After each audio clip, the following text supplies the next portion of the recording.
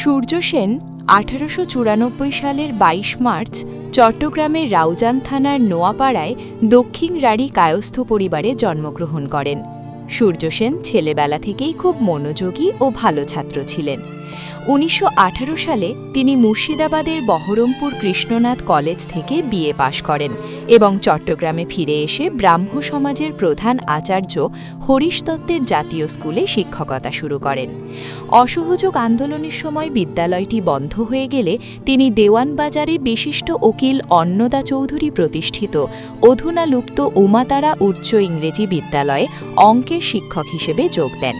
এই সময় বিপ্লবী দলের সাথে তার সম্পর্ক গভীরতর গেয়ে ওঠে এবং শিক্ষকতা করার কারণে তিনি মাস্টারদা হিসেবে পরিচিত হন।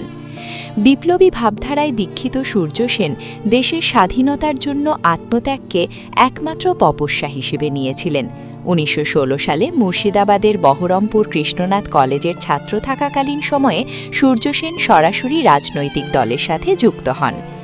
বিভিন্ন বৈপ্লবিক কর্মকাণ্ডের পরে সর্বশেষ ১৮ এপ্রিল ১৯৩০ সালে মাস্টারদা এবং তার বিপ্লবী দল চট্টগ্রাম অস্ত্রাগার লুণ্ঠন করেন।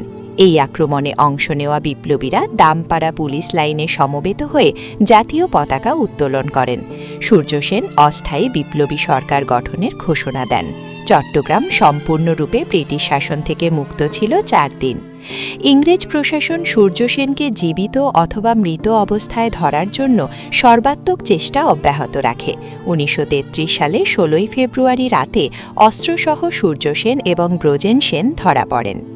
১৯৩৪ সালের ১২ জানুয়ারি মধ্যরাতে সূর্য সেনের ফাঁসি কার্যকর হবার কথা উল্লেখ করা হয়। সূর্য সেনকে ব্রিটিশ সেনারা নির্মমভাবে অত্যাচার করে। ব্রিটিশরা হাতুড়ি দিয়ে তার দাঁত ভেঙে দেয় এবং তার হাড়ও ভেঙে দেয়। হাতুড়ি দিয়ে নির্মমভাবে পিটিয়ে অত্যাচার করা হয়। এরপর তিনি অজ্ঞান হয়ে যান।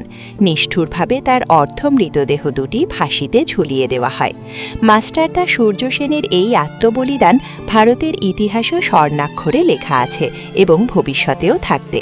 তার সম্মানে ঢাকা বিশ্ববিদ্যালয় ও চট্টগ্রাম বিশ্ববিদ্যালয়ে একটি করে আবাসিক হলের নামকরণ করা হয়।